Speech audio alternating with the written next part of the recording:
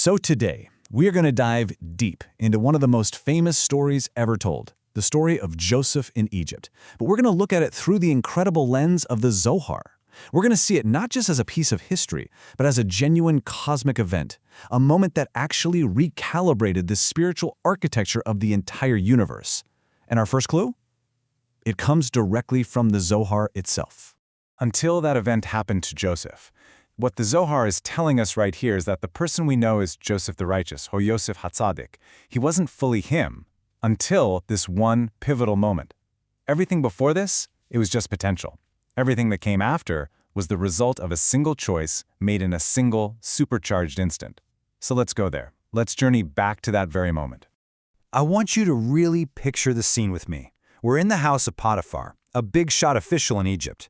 And look, this isn't just a house, it's a monument to power. You've got these polished limestone floors, and they're reflecting that harsh Egyptian sun filtering through latticed windows. The air itself is thick, It smells of lotus blossoms and expensive incense, just heavy and still. It's a place of incredible wealth, a testament to earthly success, but it's also a spiritual vacuum. It's a golden cage. And inside this cage, a drama of cosmic proportions is about to go down. Now Joseph, he's young, he's handsome, and he's just climbing the ladder. He's trusted, he's successful, and of course he catches the eye of his master's wife. She comes to him day after day after day. In her words, you have to understand, they aren't just a suggestion. This is a spiritual assault. It's a persistent, relentless attempt to drag the holiest of creative energies down into a place of impurity. The pressure on this young man is absolutely immense, a constant grinding force designed not just to tempt him, but to break his very soul. And then, the moment arrives. The house is empty. It's just the two of them. She lunges, she grabs his cloak, and she makes her demand. And right here, in this instant, everything freezes. This is not just a moral dilemma for a young guy. This is a critical inflection point in the flow of all of history. The universe itself is holding its breath because the choice Joseph is about to make isn't just about his own destiny. It's going to define the very nature of the channel between God and the world. But you have to wonder, right? Why did this test even happen to Joseph, a soul of this caliber, of such profound righteousness? Well, the Zohar gives us this absolutely stunning insight. It says, "For Joseph was preening his hair. He was young, he was good-looking, and he took just a second to admire himself." Now let's be clear, this was not a sin, but this tiny, tiny act of vanity, of focusing on the external, it opened up a microscopic crack in his spiritual armor. And it was through that little crack that the forces of temptation found their entry point to launch this all-out attack. It just goes to show you how even the smallest deviation from pure focus can invite the greatest challenges imaginable. Okay, so this is where we see the two layers of the story. The simple text, the Bible, gives us this powerful physical image of his escape. He leaves his cloak, his outer identity, and he just flees. It's an act of physical refusal. But the Zohar, wow, it pulls back the curtain on his inner world. It tells us that at the absolute peak of this crisis, just as his own human inclination threatened to overwhelm him, he saw a vision. He saw the image of his father, Jacob. And this wasn't just a fond memory. No, this was a direct transmission of holiness, a spiritual lifeline from the very core of his being that instantly, in a flash, cooled the fire of temptation. And this really shows you what the choice was all about. He didn't just passively resist. He didn't just say, "No thanks." By seeing the image of his father, the embodiment of truth and balance, he actively and with immense power chose to align with it. He chose his essential self over a fleeting impulse. He chose holiness over gratification. This was an act of incredible spiritual warfare, and it was a victory that would literally echo through all of creation. Now, to really understand what was at stake here, we have to talk about the Brit, the covenant. In mystical terms, the Brit is not just a deal or a pact. It is the sacred interface between the infinite and the finite. Think of it as the channel, the actual pipeline through which all divine energy, all blessing, all life force flows into our physical reality. And Joseph, as we're about to see, was the guardian of this sacred port. Let's use a modern analogy to make this crystal clear. Imagine the covenant is a secure cloud server, and it holds the source code for all of reality. Potiphar's wife, she initiates an unauthorized access request. It's basically a brute force hack trying to corrupt the entire system. Well, Joseph's commitment to the Brit, that's his spiritual firewall. His no activates the security protocol. He doesn't just deny access, he actively repels the malicious code. And what happens when a system successfully defends itself against a massive attack? It gets an upgrade, right? Joseph's spiritual rank, his system privileges, are massively elevated. He goes from being a user to a trusted core node in the entire divine network. Or hey, for all our gamers out there, think of it this way. Joseph was already a high-level character for sure, but now he had to face the ultimate boss battle. This was a test of his core programming, and by defeating this temptation, he didn't just get a few experience points. No way. He unlocked a whole new character class, the Guardian. He literally leveled up from being a righteous man to becoming the eternal archetype of righteousness itself. Okay, let's go to the deepest layer now, the cosmic engineering. What you're seeing here is a map of the Tree of Life, made up of 10 Sephirot. These are the fundamental emanations of the divine. You can think of them as attributes or channels of creative energy. Each of the patriarchs embodies one of these. Abraham, he's Chesed, loving kindness. Isaac is Gevurah, discipline. Jacob is Tiferet, balance. And Joseph's attribute is Yesod, which means foundation.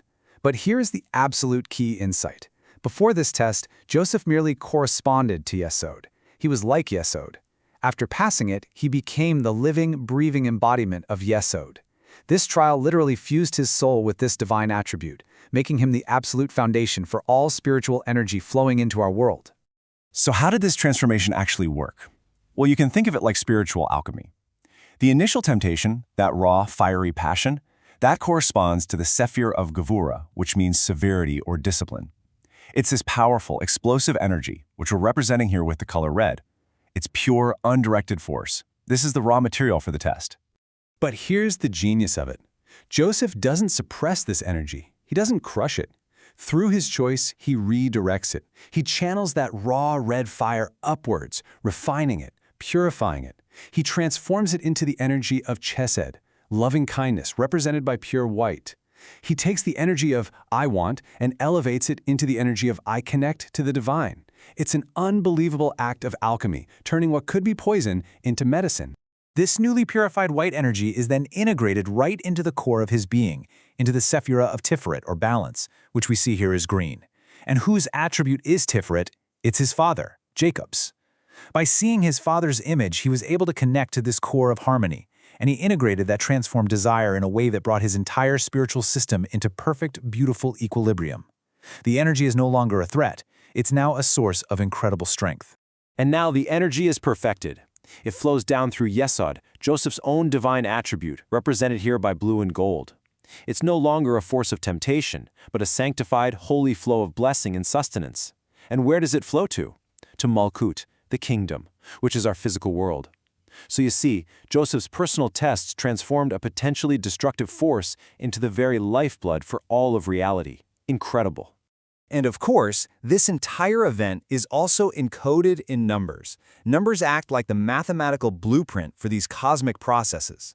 The number 10, for instance, it represents the 10 Sephiroth that Joseph's action brought into perfect harmony. But it also hints at 10 holy sparks that were at stake, a secret that we're going to unpack in just a moment. Then we have the number 13. In Gematria, the mystical numerical value of Hebrew letters, 13 is the value of two very important words, Echad, which means one, and Ahava, which means love. His test was fundamentally an act of creating unity out of division, and it was an expression of the ultimate love for God by aligning his will with the divine will. He literally unified the spiritual worlds. And finally, 18.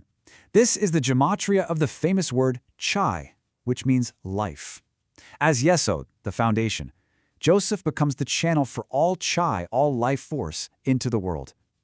His act of guarding the covenant wasn't just about avoiding a mistake. It was an act of preserving and actively transmitting life itself. Okay, let's explore one of the most secret, most incredible aspects of this whole story.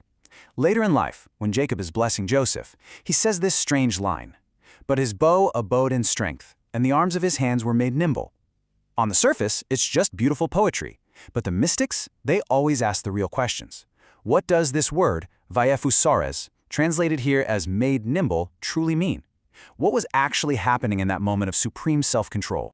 This is the depth of the secret, and it's absolutely mind-blowing. The Kabbalists explain that Vayafozu really means they sprang forth. They reveal that at the peak of the test, Joseph's mastery over his physical and spiritual self was so total, so absolute, that 10 drops of holy seed, the physical expression of that intense desire, were not wasted or defiled. Instead, they were miraculously rerouted through his body and literally sprang forth from his 10 fingernails. He didn't just avoid a sin, he sanctified the very energy of temptation at its absolute root. So what happened to these 10 super-concentrated sparks of pure holiness? The sources teach that this sanctified energy was so powerful, so pure, that it couldn't be contained in ordinary vessels. These 10 holy sparks later incarnated as the souls of the 10 martyrs of Rome, including the great sage Rabbi Akiva.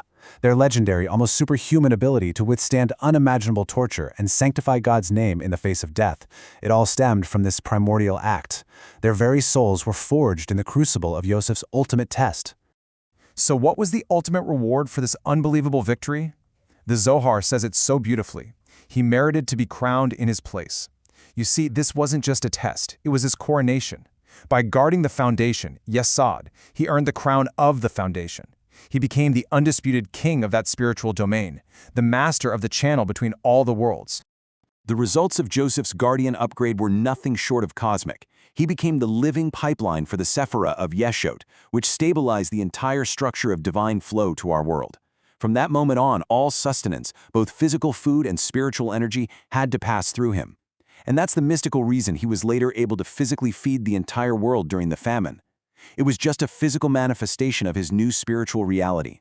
He earned that eternal title, Yosef HaTzadik, Joseph the Righteous One, and in doing so he proved a profound mystical principle, that guarding this one point, the covenant, is so foundational that it's considered equivalent to observing the entire Torah. We've just journeyed through the deep, mystical mechanics of a single choice made by one person thousands of years ago. We've seen how his personal, internal struggle had massive, world-altering, cosmic consequences that literally recalibrated reality itself. So the question that we have to leave you with is this. If one person's inner test can accomplish all of that, what is the unimaginable potential hidden inside of yours? Thank you for joining us for this complete journey through the Pardes.